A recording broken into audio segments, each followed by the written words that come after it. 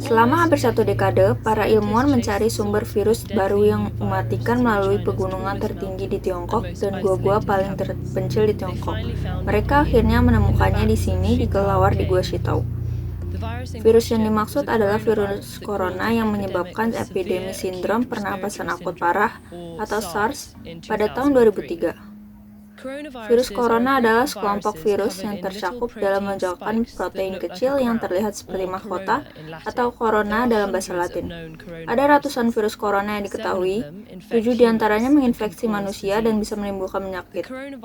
Coronavirus SARS-CoV menyebabkan SARS, MERS-CoV menyebabkan MERS, dan penyebab SARS-CoV-2 penyakit COVID-19. Dari 7 virus corona pada manusia, 4 diantaranya menyebabkan pilek, infeksi ringan, dan sangat menular pada hidung dan tenggorokan. 2 diantaranya menginfeksi paru-paru dan menyebabkan penyakit yang jauh lebih parah. Yang ketujuh, yang menyebabkan COVID-19, memiliki fitur masing-masing. Ia menyebar dengan mudah, namun dapat mempengaruhi paru-paru. Ketika orang yang terinfeksi batuk, tetesan yang mengandung virus akan keluar. Virus ini dapat menginfeksi orang baru ketika tetesan masuk ke hidung atau mulutnya. Virus corona menular paling baik di ruangan tertutup, di mana orang-orang saling berdekatan. Cuaca dingin membuat selubung halus mereka tidak mengering, memungkinkan virus bertahan lebih lama di antara inangnya. Sementara paparan sinar UV dari sinar matahari dapat merusak. Variasi musiman ini lebih penting bagi virus yang sudah ada. Namun, karena belum ada seorang pun yang kebal terhadap virus baru, virus ini memiliki begitu banyak inang potensial sehingga tidak memerlukan kondisi ideal yang menyebar. Di dalam tubuh, lonjakan protein tertanam di dalam sel inang dan menyatu dengannya, memungkinkan virus membajak mesin sel inang untuk mereplikasi gennya sendiri. Virus corona menyimpan gennya pada RNA. Semua virus adalah virus RNA atau virus DNA. Virus RNA cenderung lebih kecil dengan gen yang lebih sedikit, yang berarti mereka menginfeksi banyak inang dan bereplikasi dengan cepat di inang tersebut. Secara umum, virus RNA tidak memiliki mekanisme mengkoreksi, sedangkan virus DNA memilikinya. Jadi, ketika virus RNA bereplikasi, kemungkinan besar terjadi kesalahan yang disebut mutasi. Banyak dari mutasi ini tidak berguna atau bahkan berbahaya. Namun, ada pula yang membuat virus lebih cocok untuk lingkungan tertentu, seperti spesies inang. Epidemi seringkali terjadi ketika virus berpindah dari hewan ke manusia.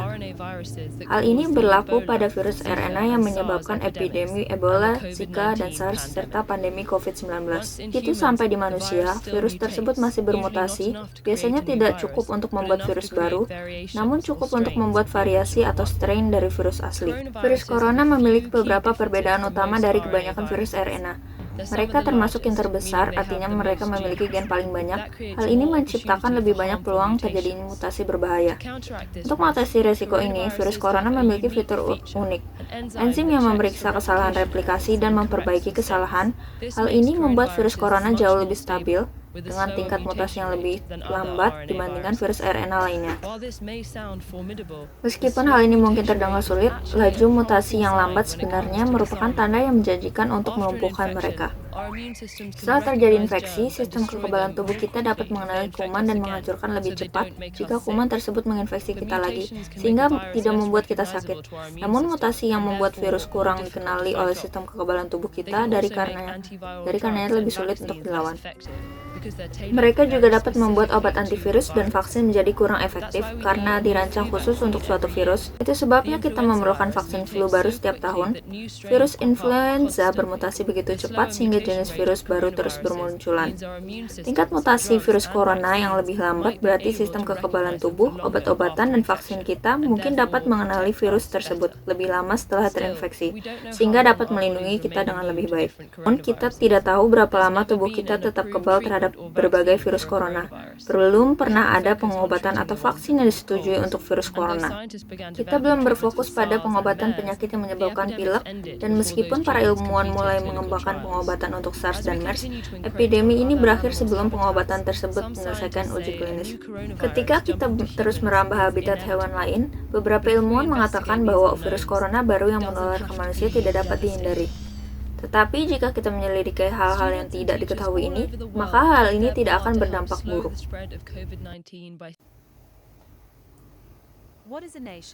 Apa itu bangsa?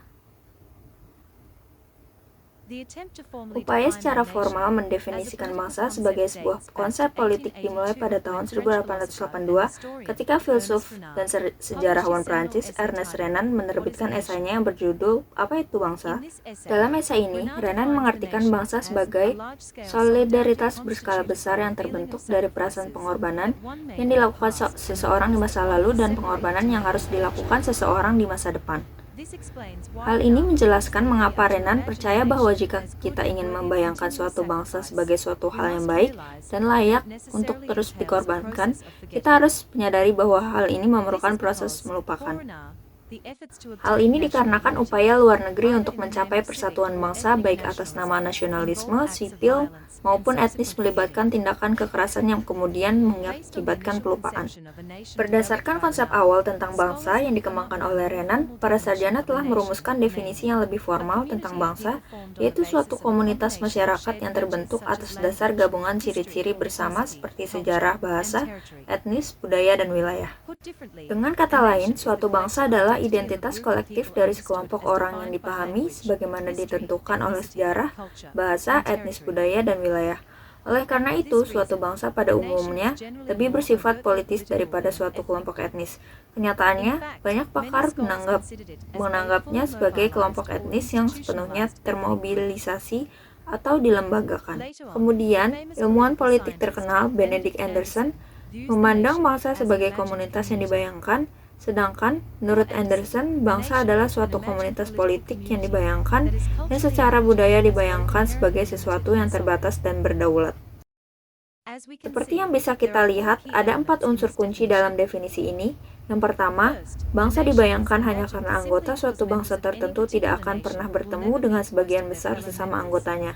Namun, dalam benak masing-masing terdapat gambaran persekutuan mereka. Kedua, bangsa dibayangkan sebagai terbatas karena memiliki batas-batas yang terbatas, namun kadang-kadang bersifat elastis yang tidak dapat dilampaui oleh bangsa-bangsa lain.